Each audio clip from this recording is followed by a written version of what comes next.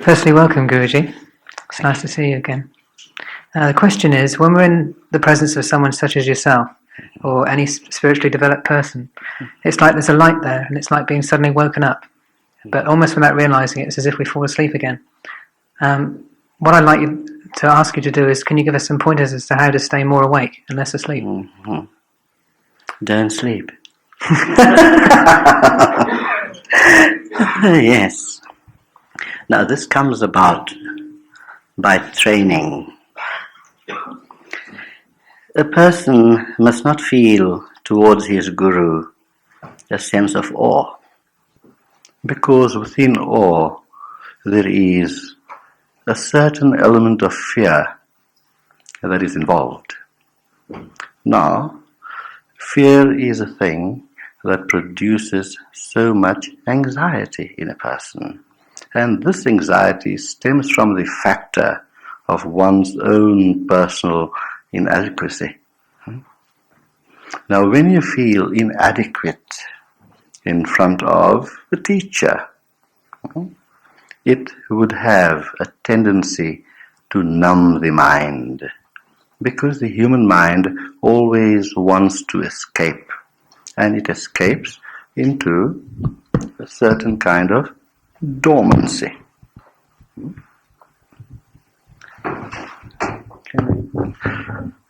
So I want to look there as well. That's fine, I think this will work well. Good. Now, when the mind goes into this kind of dormant stupor, then the functioning ceases.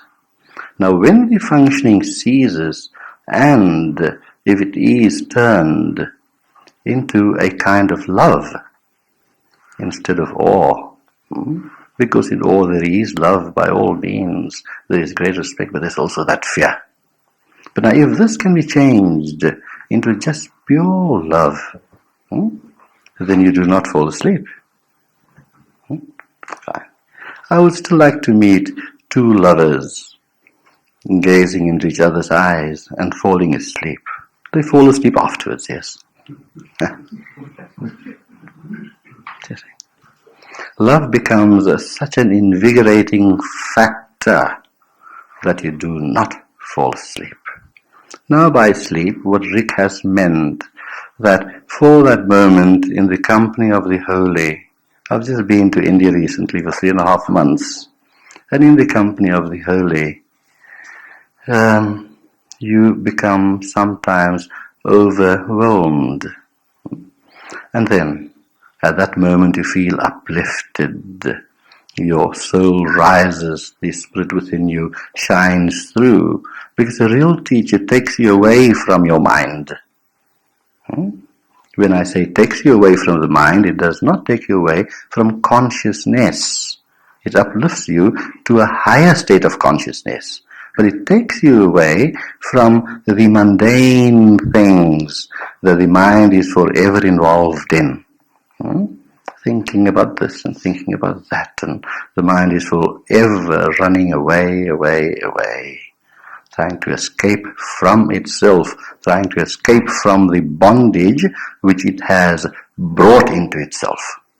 Now this is a natural function of the mind, because every mind yearns for, be it consciously or unconsciously, every mind yearns for freedom. It wants to be free from the shackles that it has bound itself in. And this bondage is caused by various forms of thought processes. Now, people have negative thoughts that are very binding, and people have positive thoughts that too are binding. Now, this is not what Norman Vincent Peale will tell you, but there is definitely a bondage there, for the mind is so involved in negativity, which is pain-producing, which can bring about misery, and positive thinking is pleasure-producing and uplifting to a certain state, but it does not produce freedom. It does not produce freedom. How does one reach the state of freedom? The state of freedom is not to be in the bondage of the mind. That means in turn that one rises above the mind. I was telling someone earlier this evening that when man becomes an observer of the mind, then only would the mind assume its proper function. Only then. Now, who observes the mind and what observes the mind? The mind is observed by the mind. But now, I have said this many times before in many talks, that the mind has certain facets, sections if you'd like to call it, conscious mind, subconscious mind, the superconscious mind, which is the deepest and purest level of the mind, although within its limitations. And the superconscious mind is connected to the divinity that is within man. Being of that pure level, it could reflect that light of the Spirit. It could reflect the kingdom of heaven that is within. And that is the purpose of all life. Now, when so much light is there, how can you sleep? Okay. That is the meaning of the word guru. Gu means darkness, ru means light. He that takes one from darkness to that light. And that light is so powerful, so invigorating, that it does not lull one into sleep, and here is meant the old grooves, the old channels. But what happens with everyone today? What happens with everyone today? That while in certain circumstances, in certain company, the light is felt. The light is felt. But as soon as one turns one's back, then the light disappears and you fall asleep and back into the old grooves, the old channels. So, here, what is required is constancy, a continual habit, call it habit, of being in the company of holy people, spiritual people. When you're in the company of spiritual people, you feel fine, but that is not possible. That is not possible every day to all the people. Some of them go and live in ashrams where they could be near their teacher, fine. But that's not possible for all the people. So what does one do then? One reads good uplifting books. For example, written by great spiritual people. A constant reminder. In my little shrine and in the house, I have pictures all around me of Buddha, of Krishna, of Christ, of all the great personages whose teachings I have studied. And when I look at these pictures, which I constantly do, I am reminded of their teachings. And whenever I am reminded of their teachings, Christ is near me, with me, in me. Krishna is near me, with me, in me. How can I fall asleep? How can I fall asleep? When that light is there with you, near you, in you, all the time. Now, how many of us here do that? You have a picture of Christ in your living room, of Krishna, or any spiritual person. How many times have you consciously drawn your attention to that picture? Very little. Ask yourself. It is so. It becomes like a furniture. How many, you install some lovely furniture in your home, beautiful lounge suite for the first few weeks. You'll say, lovely, lovely. Afterwards, you don't even notice it. You don't. You buy a brand new car, and for the first couple of weeks it's so fine, and after a while you just drive it because you've got to get from point A to point B. That's all. And the same thing happens with a picture on your wall of Guruji, of anyone. It just becomes a fixture. Now, practice is required here. Not to fall asleep, how to stay awake. So, if just for a few seconds, while passing in the house, your eyes go to Krishna or Christ, and just one little thought of his that you have heard or read is brought to mind, you wake up refreshed. Because the teachings of these great men, these wise men, are not dead words. Lectures you find plenty. Teachers, very few. For the true teaching comes not from the mind and from the lips. That's not teaching. Anyone could do that. Anyone could read 4 or 5 books on a certain subject and give a highly intellectual talk on it. Everyone can do that. But the true teacher is he that does not talk from the mind, although the mind and the mouth has to be used, but it talks from a spiritual depth which he has experienced himself. So what he is conveying to you, so that your mind can grasp it, is wisdom that comes from within. But that is not enough. That's not all. With every word, a certain spiritual force is sent forth. And that spiritual force is what awakens the light within you, activates the spirit within you. Without GURUSHAKTI or grace, all your techniques are of no use. I was telling someone today. Every mantra that you practice or meditate upon, or any other practice, the preparatory practice, all of them, is only of value if it is given by one that knows his business. For with sending that practice, the teacher is sending his heart, his whole heart and soul and spirit, pouring it. And it comes with such force and power.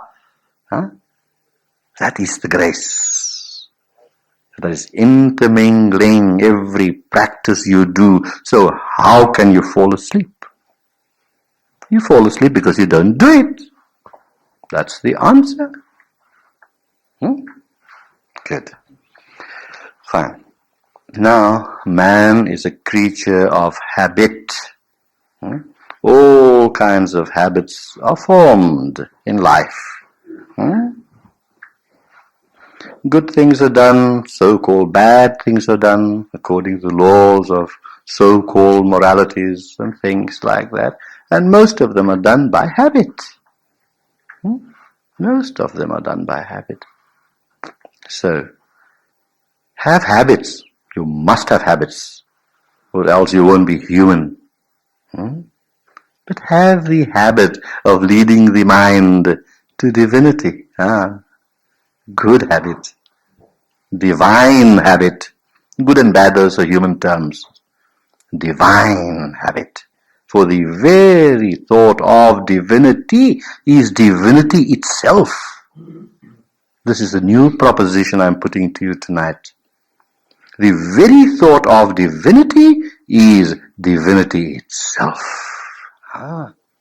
So, where did that thought originate? Within yourself? Yes. For divinity is within yourself. Is nowhere outside to be found. So, what does the pictures of these great men, spiritual men, do to you is to awaken your real divine self.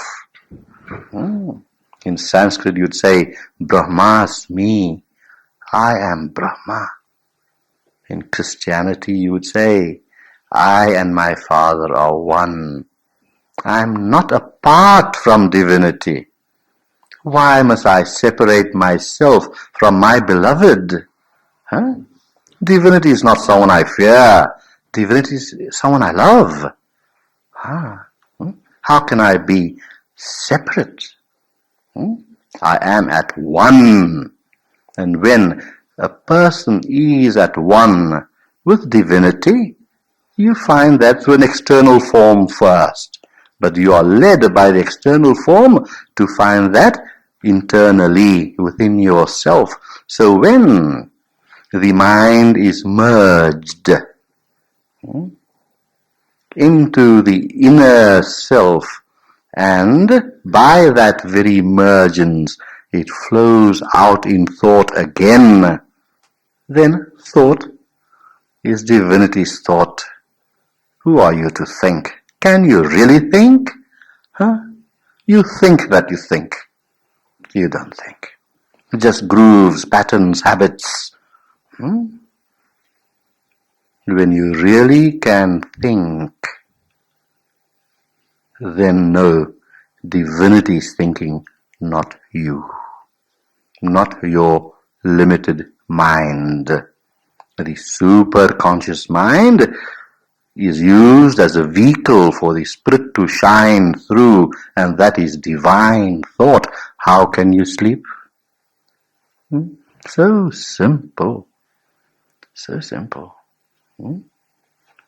Like that, man proceeds, progresses on. What is the benefit? Why? It is for the freedom that you are seeking, not to be in bondage, performing all actions, and yet a part, an observer of those actions.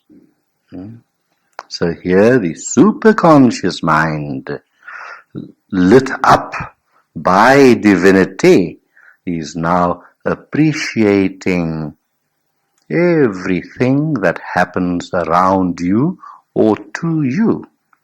Now, the great benefit of that is this, that you develop an attitude, positive attitude if you want to call it, that nothing affects you.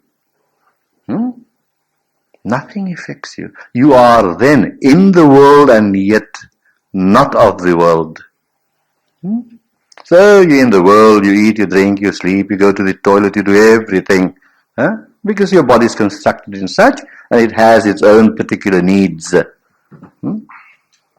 But you become the observer of all that happens around you.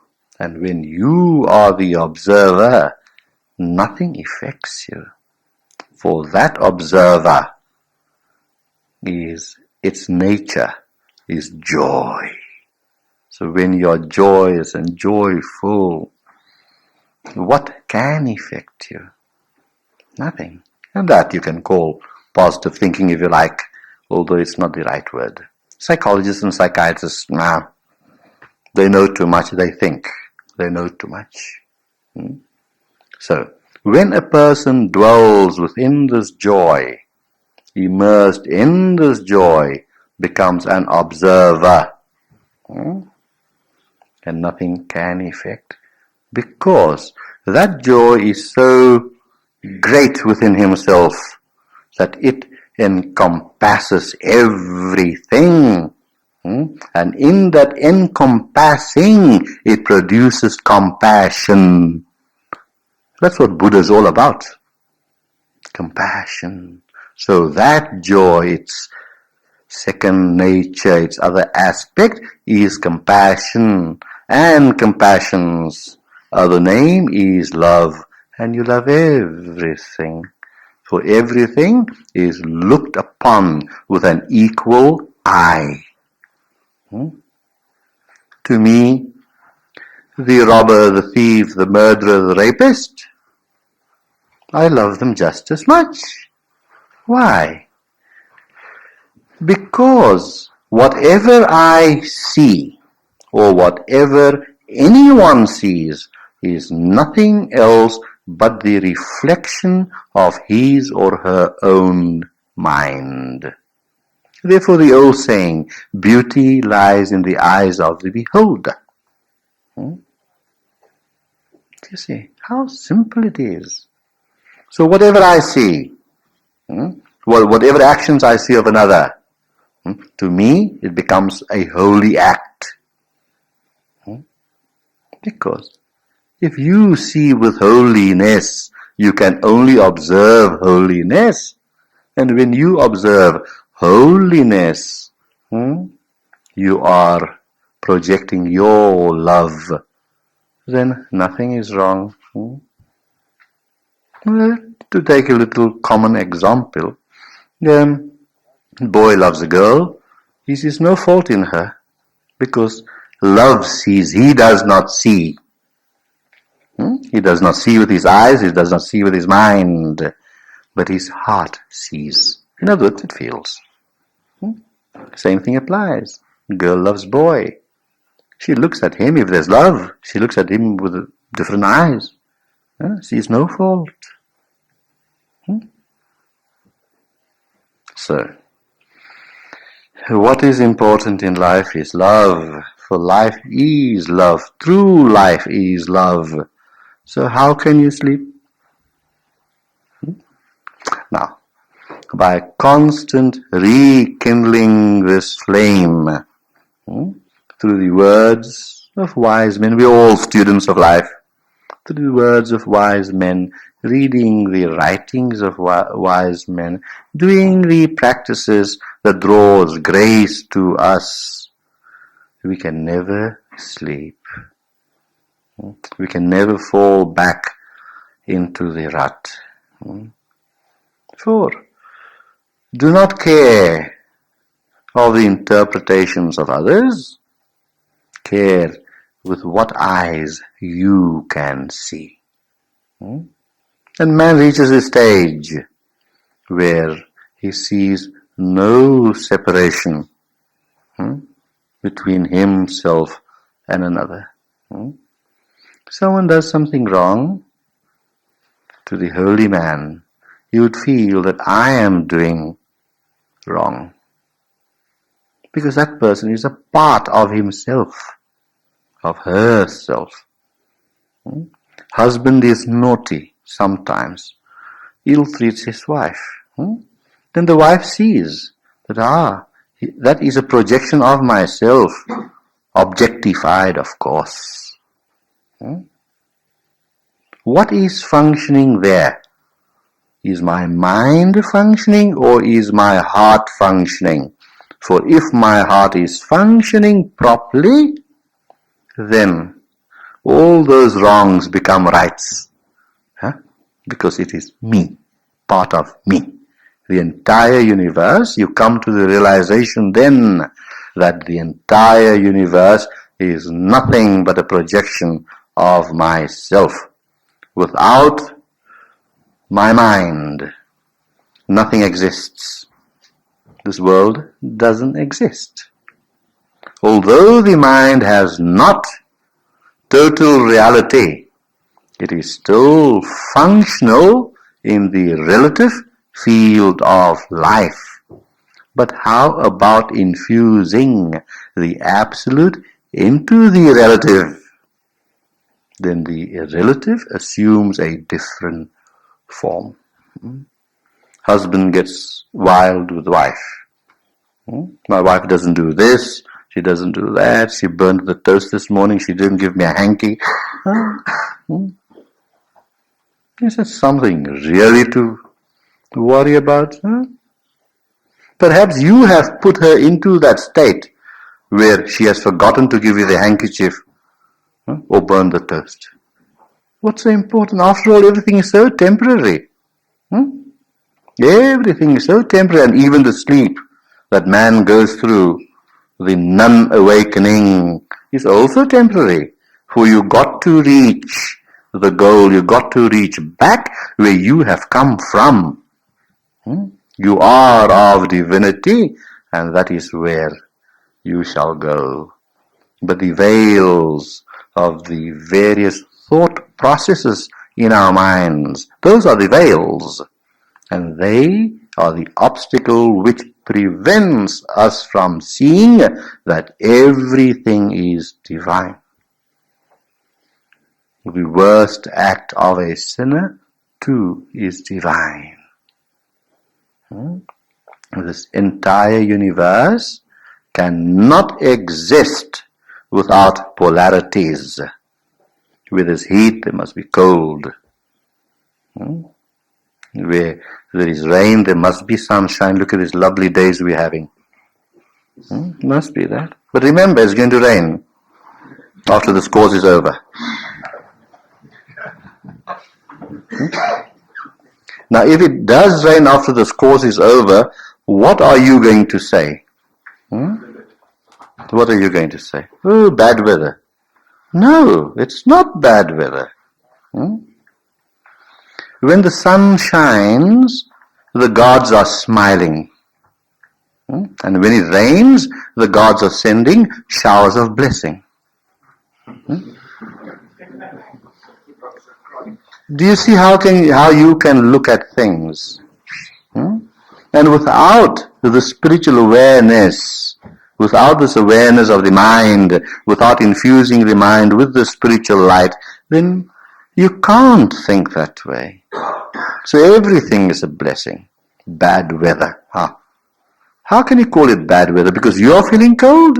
Is it bad weather for the grass and the flowers and the trees and the food that you eat that stimulates your body and your mind to think that way? And yet you take this divinity with you, within you, caused by the rain which you call bad weather, that grows the lovely food that eats and sustains you, and then you still complain, bad weather.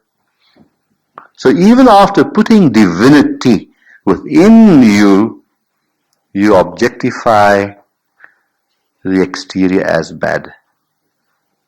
You see, the human mind, I've always been saying this, is a very cunning animal. And whenever it can find an excuse to project its imbalance onto anything exterior, be it man, animal, or whatever, it will not miss the chance of doing that. And that is the sleep. Not when we go to bed and you need that rest. For hasn't Shakespeare said that sleep is the best nourishment in life's feast? It gives relaxation to your mind. It gives relaxation to the body. And that is important, because without having that relaxation, you cannot proceed further. Everything moves in cycles, day and night, sleep and waking. It is all. So as I said, these polarities have to be there, but not to get too involved in the polarities so that they affect you. To be non-affected is the true sign of anyone's spirituality. Any sign of spirituality. Good. There was this king. His name was Akbar.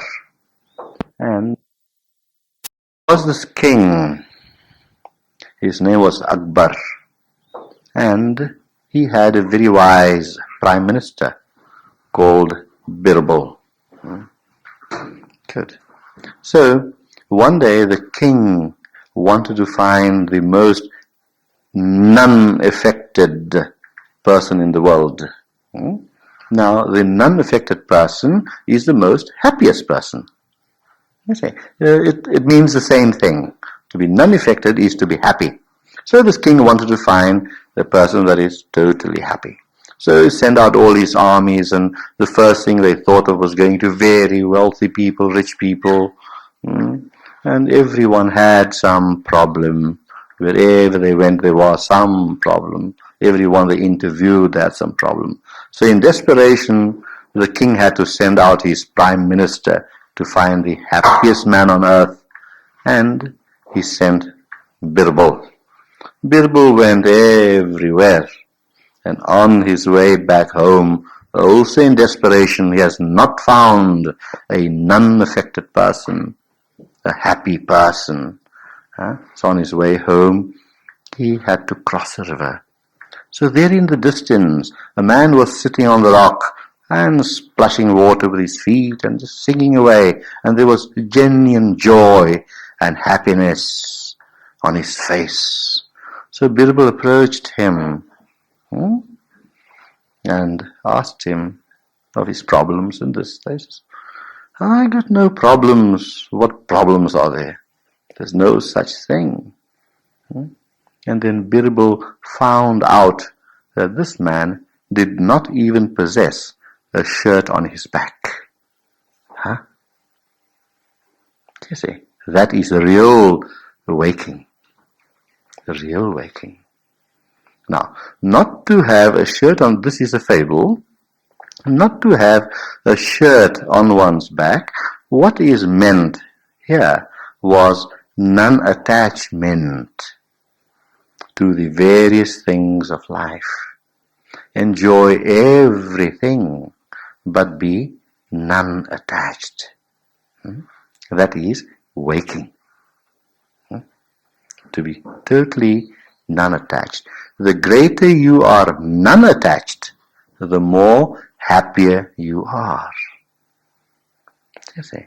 Because it is the very sense of possession and attachment that produces unhappiness.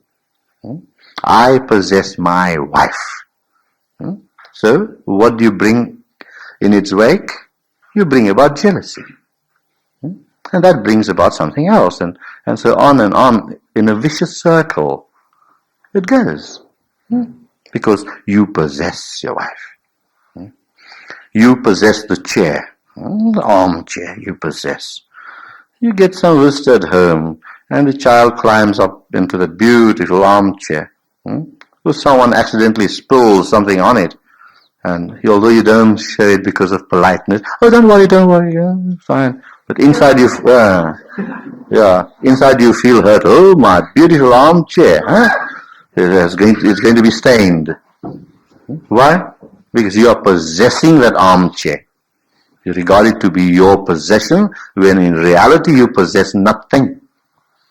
If you did possess it, then why didn't you take it away with you when you go on the other side? You don't possess it. It is a commodity, and all things are like commodities to be used in its proper way.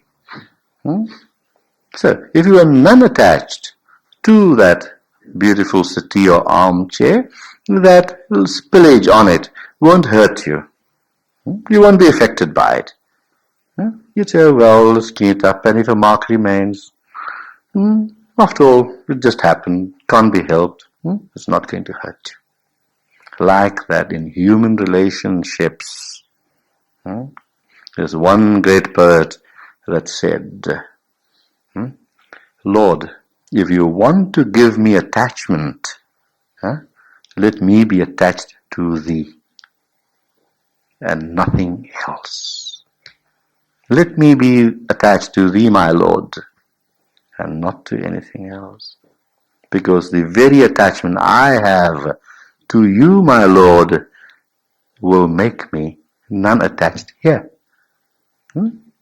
If you're attached to the absolute, then the relative means nothing. Just an end, a necessity to live in life. Like money. Money is not the end and aim of life, but without it you can do nothing.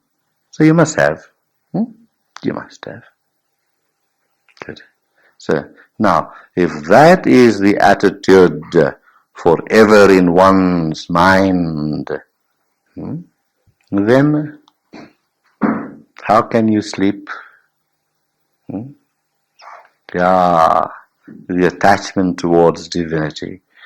There's a lovely Hindi bhajan. लगनी लागी मुझे भगवान तेरे लिए. I have that yearning, that attachment to you, my Lord. Beautiful, beautiful. So then you attach yourself to the light, then you can't sleep. You're in your bedroom, and there's a chink in the curtain, and the street light shines through. It will worry you so much you can't sleep, because you're used to sleeping in darkness. Right? What if your curtains are left open and the morning sun shines through? You wake up. Because you love darkness, you fall in love. You fell in love with darkness. Sleep then. Fall in love with the light. Be attached to light. So, constantly to listen to the words of holy men, and this is preached in all cultures and all scriptures. Keep the company of holy people, for then in the company you will not be thinking of all kinds of things that are not conducive to the natural way of life. Listen to their talks on tape or read their books, and let things be around you in your home or wherever you are that could be constant reminders, that would give you constant remembrance of that which is divine. And then you will never sleep. You will never fall back into the old grooves. You are constantly awake. Constantly awake. Constantly awake to the divinities of life. Yes. Constantly awake. Everything should be regarded to be great. This one holy man went into a saloon. What do you call them here? Pubs. He was passing by, so this holy man went into this pub. And he asked for a glass of milk. So by mistake, they gave him milk punch. He drank it, and while he was drinking it, he looked up to heaven.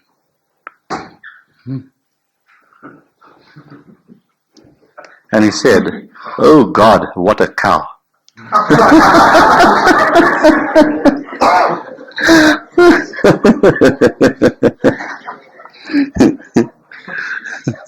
Well, in the same vein, there was this preacher. There was this preacher, and he preached in church, against all forms of intemperance. He says, "Lord, I wish that they would take all the liquor in the world and throw it down the river, throw it in the river." Then after his sermon he says, "Now open your psalm books, your hymn books, and let's turn to hymn 94. Everyone in the congregation had to smile, for the hymn was, "Let us gather at the river."